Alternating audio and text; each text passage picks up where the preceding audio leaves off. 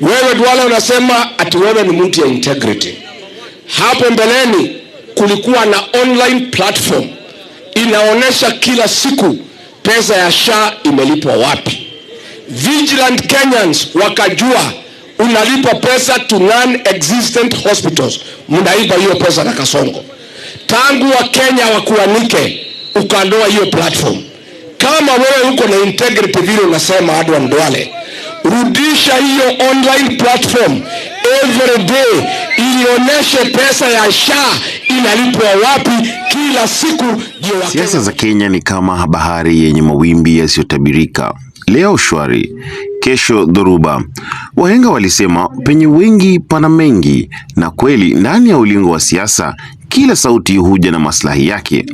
Katika medani hii ngoma ikivuma sana kuna jambo, kwani kila hatua ya viongozi huambatana na mikakati iliyofichika. Katika zama hizi za mvutano wa kisiasa, kauli ya asiyefunzwa na mamaye hufunzwa na ulimwengu inaonekana kujidhihirisha wazi, huku wanasiasa wakipimana nguvu, ushawishi na uaminifu wa wananchi.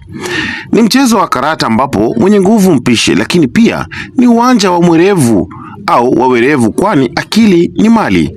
Huku majina makubwa yakipishana jukwaani na mikakati ikipangwa gizani, swali kuu linabaki: nani atadumu juu ya mawimbi hasa? Maana kama wahenga walivyosema, kupanda ngazi ni rahisi, kushuka ndio kazi.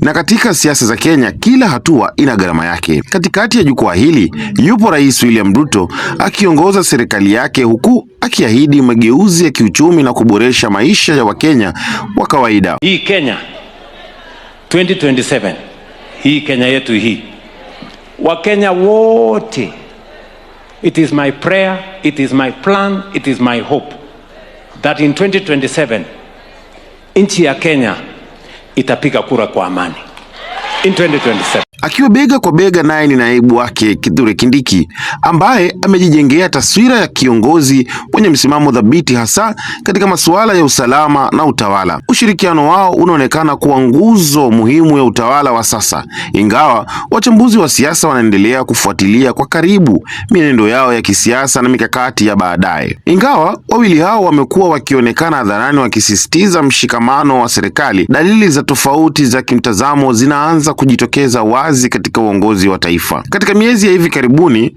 wachambuzi wa siasa wameanza kubaini nyufa ndogo ndani ya uongozi wa juu wa serikali. Kithure Kindiki, ambaye kwa muda mrefu amechukuliwa kama mmoja wa wanasiasa waaminifu kwa rais, ameonekana kuchukua msimamo tofauti katika baadhi ya masuala nyeti ya kiusalama na kisera. Hali hii imezua mjadala mkubwa kuhusu mustakabali wa ushirikiano wao wa kisiasa. Kindiki amesikika kiomba radhi na kuweka mambo bayana kuwa amewasamehe waliomkosea. Mimi sina vita na viongozi wenzangu. Mimi sina problem na ndugu zangu ambao ni viongozi. I have no problem, kwa sababu mimi ni mzee wa area hii. Mimi ni kiongozi, na kuna leo na kuna kesho, na hata baada ya uongozi tutabaki hapa tukiwa jamii moja. Ni kweli ama si kweli? Kwa hivyo sina problem na viongozi. Hata wale wananitukana mimi nimewasamehe. Kwa upande mwingine, William Ruto amekuwa akisisitiza umoja ndani ya serikali yake, akiwataka viongozi wake kuzingatia ajenda ya maendeleo badala ya siasa za mgawanyiko. Hata hivyo, baadhi ya kauli zake zimefasiriwa na wachambuzi kama ujumbe wa moja kwa moja kwa wale wanaonekana kupingana naye ndani ya serikali. Chanzo cha mvutano huu kinatajwa kuwa ni tofauti za kimikakati kuhusu mwelekeo wa kisiasa kuelekea uchaguzi ujao wa mwaka 2027. Wapo wanaodai kuwa Kithure Kindiki anajijenga kisiasa kwa mustakabali wake binafsi, jambo ambalo linaweza kuleta ushindani wa ndani katika kambi ya utawala. Aidha, masuala ya ushawishi wa kisiasa katika maeneo tofauti ya nchi yameonekana kuwa chanzo kingine cha msuguano huo. Hali hii imezua wasiwasi miongoni mwa wafuasi wa serikali ya William Ruto, huku wengine wakihofia kuwa mvutano huu unaweza kudhoofisha udhabiti wa kisiasa na utekelezaji wa sera muhimu za maendeleo. Wengine, hata hivyo, wanaona hali hii kama sehemu ya kawaida ya siasa za ushindani ndani ya uongozi. Kwa sasa, macho ya wengi yako kwa viongozi hawa wawili, wakisubiri kuona ikiwa tofauti hizi zitazimwa kwa mazungumzo ya ndani au zitaendelea kukua na kwa kuathiri siasa za taifa kwa kiwango kikubwa zaidi. Bila shaka, mustakabali wa uhusiano kati ya William Ruto na Kithure Kindiki utakuwa wa athari kubwa kwa siasa za Kenya kuelekea miaka ijayo. Watu wa Nyanza watapiga kura pamoja na watu wa Western, na watapiga kura na watu wa Rift Valley pamoja, na watapiga kura na watu wa Central pamoja, na watapiga kura na watu wa Northern Kenya pamoja, na watapiga kura watu wa Eastern pamoja, na watapiga kura na watu wa Coast pamoja. Sisi wote tutapiga kura pamoja kufukuza ukabila kabisa na kuondoa chuki katika taifa letu.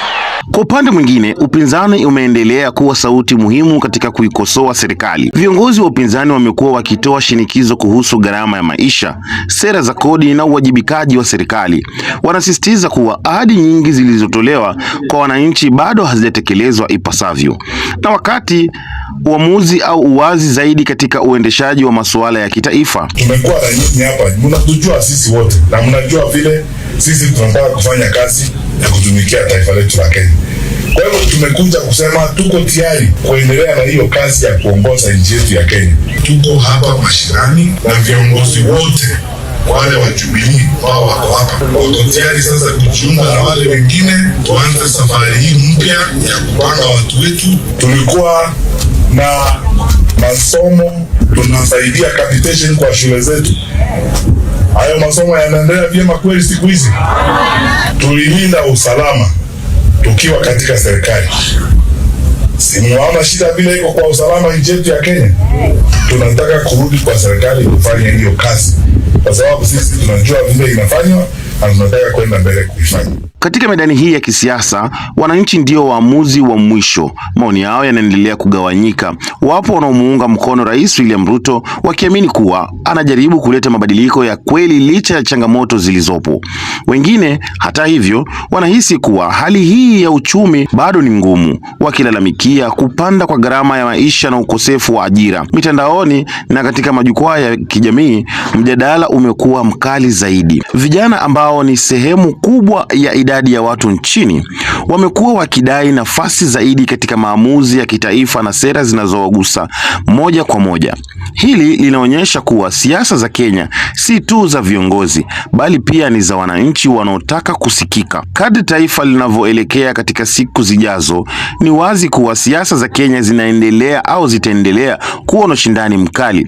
Swali kuu limebaki, je, uongozi wa William Ruto na Kithure Kindiki utaweza kujibu matarajio ya wananchi au upinzani utafanikiwa kubadilisha mwelekeo wa kisiasa wa taifa? Jibu lake lipo mikononi mwa Wakenya wenyewe, kwani sauti yao ndiyo msingi wa demokrasia. Lakini msikilizaji wangu, ukistaajabu ya serikali na upinzani wake, utayasikia ya Mama Rachel Ruto kusema kuwa Kenya haijawahi kuwa na ukame. Hebu tumsikize alivyokuwa Marekani kwa mahojiano. Mwisho wa yote, siasa za Kenya zinaendelea kubadilika kila uchao, zikichochewa na mvutano kati ya serikali ya William Ruto na sauti za upinzani. Lakini kama wahenga walivyosema, penye nia pana njia. Lakini msikilizaji wangu, ukistaajabu ya serikali na upinzani wake, utasikia mama taifa Rachel Ruto kusema kuwa Kenya haijakuwa na ukame. Hebu tumsikize alivyokuwa Marekani kwa mahojiano. In Kenya we depend on rain-fed agriculture, and so when it doesn't rain,